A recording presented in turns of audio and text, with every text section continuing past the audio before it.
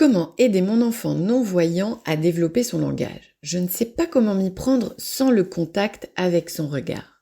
Mon fils est né avec une cécité totale. Il a 2 ans, ne parle pas encore et j'ai du mal à communiquer avec lui.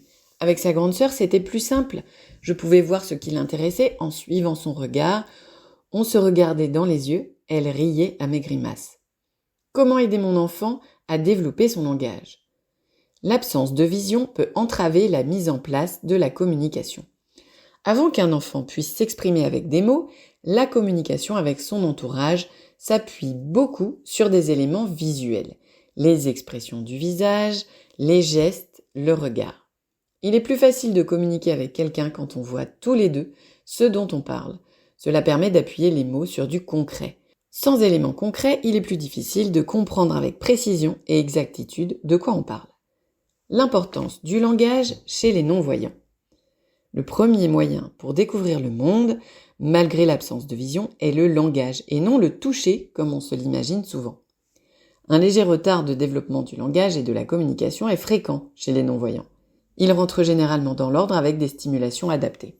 Cependant, il peut arriver que des enfants non-voyants aient également un trouble du langage associé. Cette atteinte du langage vient alors multiplier le handicap. Il est dans ce cas nécessaire de consulter une orthophoniste. Mais le soutien de la famille au quotidien est essentiel pour que le langage se développe bien. Dans tous les cas, qu'il y ait un trouble du langage ou non, il est important que l'enfant aveugle ait une communication et des interactions langagières de qualité avec son entourage. Cependant, sans les repères de communication habituels, les familles peuvent être perdues ou démunies. Voici donc quelques idées et repères pour soutenir et développer la communication et le langage de l'enfant non-voyant. L'audiodescription. L'audiodescription consiste à décrire, commenter, expliquer tout ce qui se passe dans l'environnement de l'enfant. Cela permet d'avoir accès à ce qu'il ne peut pas voir, de comprendre ce qui se passe, de faire des liens. On peut ainsi se présenter et annoncer toute personne qui entre dans la pièce. On peut commenter les différents bruits. « Oh, j'ai fait tomber mes clés. Tiens, le micro-ondes a fini de réchauffer la purée. » Ou au contraire, ce qui est silencieux. « Je crois que le chien est content de te voir, il remue la queue. » On peut aussi commenter ses sensations physiques.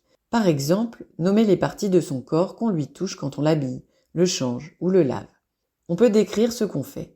En plus du bain de langage que cela lui apportera, cela lui permettra de comprendre le monde.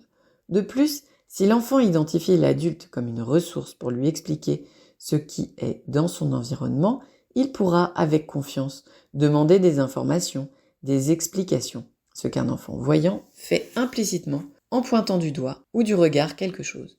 Instaurer l'échange et la communication. Pour créer les conditions favorables de l'apparition du langage, plusieurs éléments sont des leviers puissants. L'attention conjointe, l'imitation, le tour de rôle, la curiosité envers l'environnement, l'écoute et les jeux avec la bouche. L'attention conjointe. L'attention conjointe est le fait que 2 personnes s'intéressent à la même chose en même temps.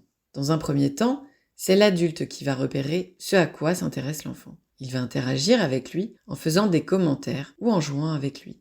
La difficulté consiste à repérer les signes d'intérêt de l'enfant quand on n'a pas la direction de son regard pour nous aider. Il existe cependant d'autres indices. L'enfant s'immobilise pour écouter un bruit, il tend sa main en direction de ce qu'il cherche, ou tout simplement, il manipule, joue avec un objet. On peut aussi lui proposer des jouets stimulants. C'est alors l'enfant qui va s'intéresser à ce que l'adulte lui propose. Des balles avec des textures intéressantes, des jouets sonores, des jouets interactifs qui produisent un effet quand l'enfant appuie dessus, le tourne, le secoue. Autre chose qui fonctionne souvent bien à la maison, la nourriture. On peut ouvrir un paquet de ses gâteaux préférés et dire « Oh, qu'est-ce que c'est ?» Il reconnaîtra peut-être le bruit, montrera de l'intérêt, voire de l'impatience. On peut alors lui dire « C'est des gâteaux ? Tu veux un gâteau ?» Ce qui laisse la place pour une réponse. L'imitation et le tour de rôle. L'imitation et le tour de rôle vont permettre de poser les bases de la communication et de l'échange, des futures conversations. En prenant l'habitude d'imiter l'adulte, l'enfant pourra apprendre, progresser. Pour encourager l'imitation, l'adulte peut commencer par imiter l'enfant. Taper sur la table quand il tape, gratter, faire comme lui quand il joue avec sa voix. Utiliser tout ce qui est sonore ou tactile afin que l'enfant le perçoive. Le but est ensuite d'aller vers le chacun son tour.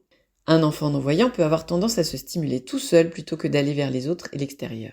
Ces comportements peuvent faire penser à de l'autisme, mais sont tout à fait courants chez les non-voyants. Ce sont les blindismes. Pour éteindre ce type de comportement, on cherchera à favoriser les activités ensemble. Si l'enfant tourne tout seul par exemple pour s'auto-stimuler, on peut le prendre par les mains et faire une ronde avec lui, afin qu'il intègre l'autre. La curiosité envers l'environnement. Tout ce qui peut amener l'enfant à être curieux envers son environnement est à favoriser. Par exemple, lui faire toucher du pied un objet qu'il vient de laisser tomber pour qu'il comprenne que quand on lâche un objet, celui-ci ne cesse pas d'exister, mais se retrouve au sol. Il peut le chercher, le ramasser ou demander à ce qu'on lui redonne. On peut aussi inciter à aller chercher des objets dans un sac ou dans une boîte. Cela permet aussi de jouer avec des voyants sur un pied d'égalité car personne ne voit ce qui est caché dans le sac. L'écoute. On peut développer l'écoute à toute occasion. Les bruits de la maison, les sons de la nature lors d'une balade, les histoires, les chansons, la musique, les comptines. Une écoute attentive et de qualité lui permettra d'être attentif au langage de son entourage. Les jeux avec la bouche. Les enfants non-voyants ne voient pas la bouche des autres et ont une mauvaise conscience de leur corps. Ils ressentent mal ce qui se passe dans leur bouche. Encourager l'enfant à jouer avec sa bouche pour développer la mobilité, mieux sentir et comprendre ce qui se passe, l'aidera à mieux prononcer ensuite. L'idéal est de rester ludique, faire des bruits rigolos, claquer la langue, faire le cheval, la voiture, le bruit des bisous. Les jeux de souffle. Comme souffler dans un sifflet, une flûte, faire des bulles dans l'eau. Et les livres. Un moment d'échange autour d'un livre est toujours très riche pour le langage. L'enfant n'a pas accès aux images qui permettent de soutenir l'attention lors de l'histoire. Mais il existe beaucoup de livres interactifs. Par exemple, les livres sonores où l'enfant appuie sur des pastilles pour déclencher un son ou bien des livres tactiles.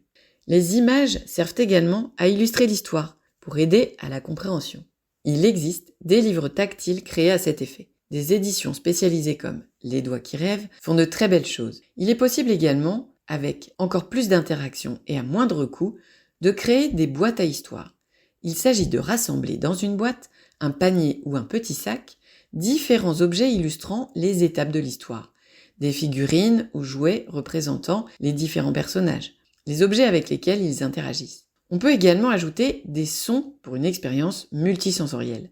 Un bâton de pluie, s'il pleut dans l'histoire, une cloche, ou toutes sortes de sons enregistrés. Cela permet à l'adulte de jouer les scènes, puis à l'enfant, quand il connaîtra l'histoire, de prendre plaisir à aller chercher les objets dans le sac, ou de jouer lui-même l'histoire pour la raconter.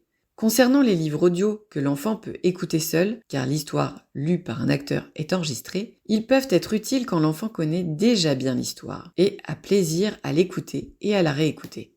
Toutefois, dans les premiers temps, ce qui est important, c'est d'avoir un moment d'échange avec l'adulte qui peut expliquer, commenter, ralentir, recommencer, revenir en arrière, répondre à ses questions. Bref, s'adapter à l'enfant, ce qu'un livre audio ne pourra jamais faire.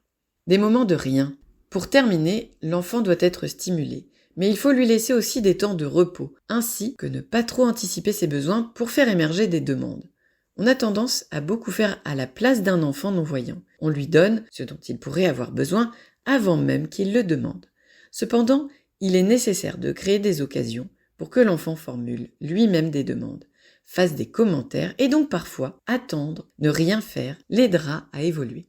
N'importe quelle activité très simple du quotidien peut être utilisée pour développer le langage et la communication d'un enfant non-voyant.